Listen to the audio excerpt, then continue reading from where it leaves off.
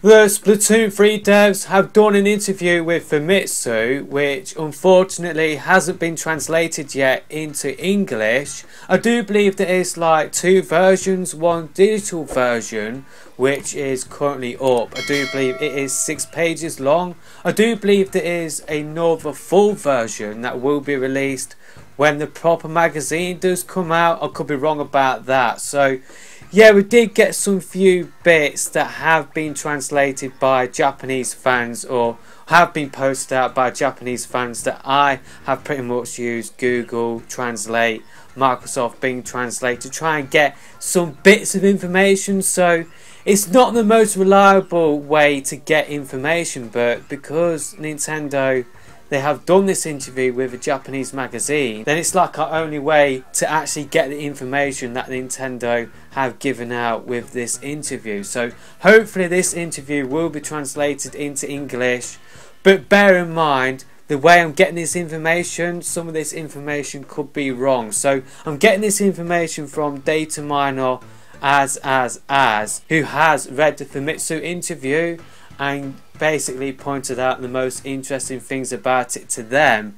And yeah, basically one of the things they did point out is that Nintendo have developed Splatoon 3 and the updates whilst paying attention to the staff. So I'm just thinking that maybe that is the reason why the update schedule has changed from what we did have in the second game, where we did have like a weapon a week, and then that did get changed to 4 weapons a month, and then we did have like a stage a month.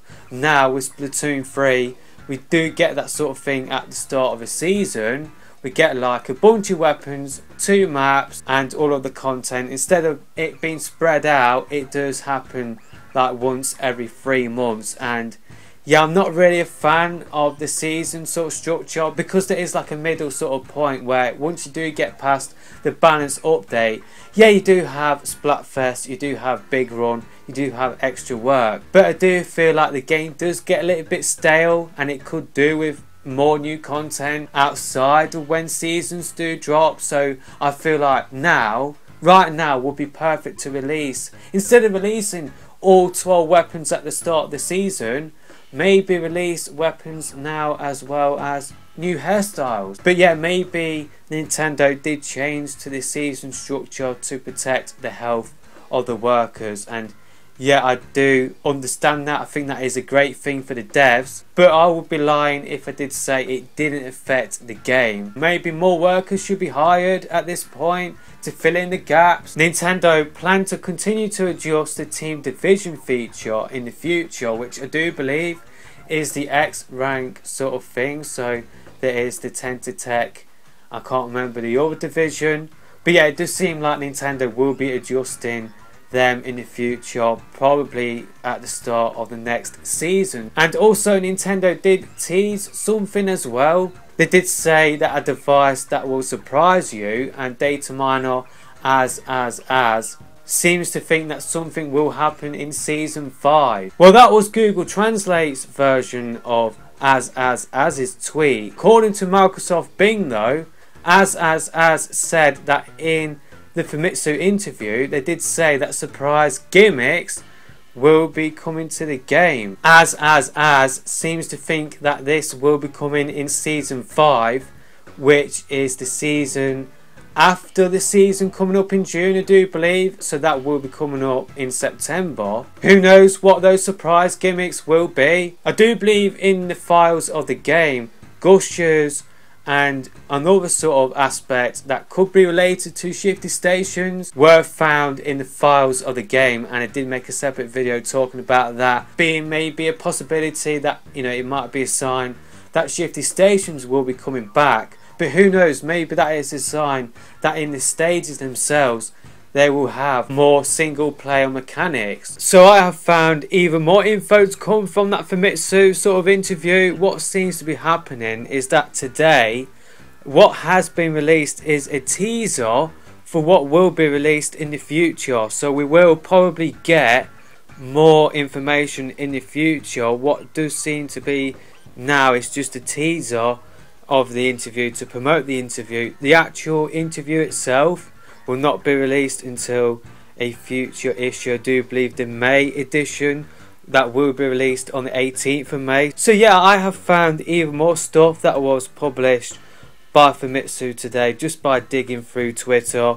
I looked on a website as well. So pretty much the devs did say that it was a coincidence that the game is full of vertically long stages. So they develop maps according to the weapons and sub-weapons that are in the game at the moment. They might even include special weapons in their consideration in designing the stages.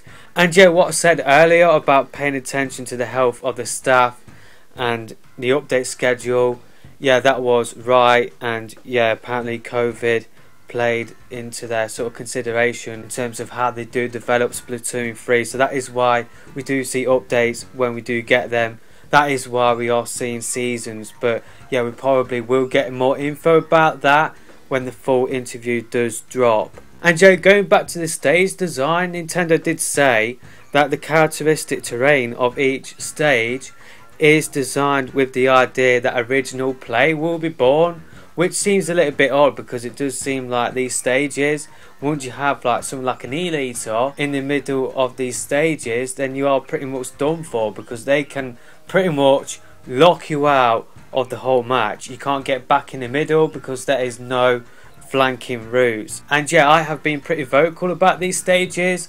They need massive renovations. We need flanking routes to the middle. We need a left and a right side to these stages, not just middle like what we have seen on Undertow Spillway, for example, and a lot of the other stages in the game. And yeah, matchmaking, another thing that I have a problem with.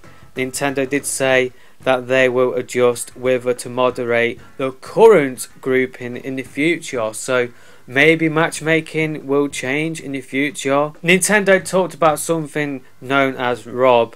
They said that they haven't thought about it, but I might have another event. I'm not sure what that is referring to. Maybe another event will be coming in the future. We did get a small update on the side order DLC.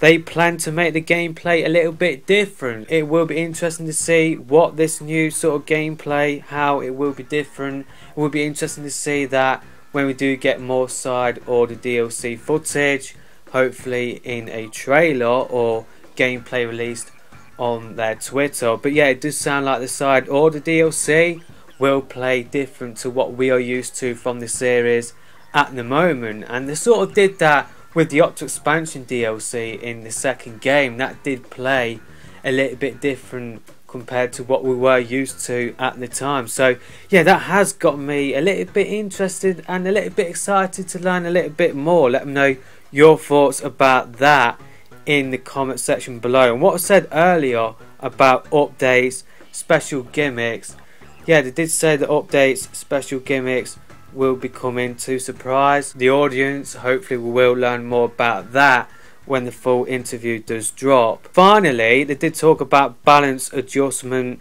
They said new elements such as crab tanks will be adjusted after the evaluation is sufficiently determined. Like I said at the start, this sort of stuff, some of it might be wrong because it is translated through Microsoft Bing and Google Translate, so there might be mistranslations here and there. And yeah, it's just why we need all of this stuff officially translated. So let me know your thoughts about this in the comment section below. I will see you in another video soon.